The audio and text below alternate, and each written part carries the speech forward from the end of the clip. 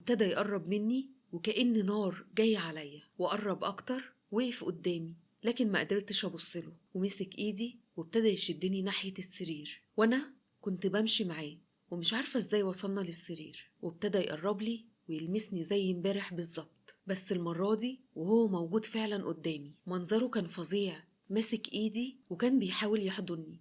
صرخت كتير، فضلت أقول حد يرد عليا، حد يلحقني. وفجأة باب الأوضة اتفتح ودخلت أمي، وساعتها ردت فيا الروح وحسيت بالأمل من تاني. وفضلت أصرخ وأقول الحقيني يا ماما، الحقيني. وصريخي زاد.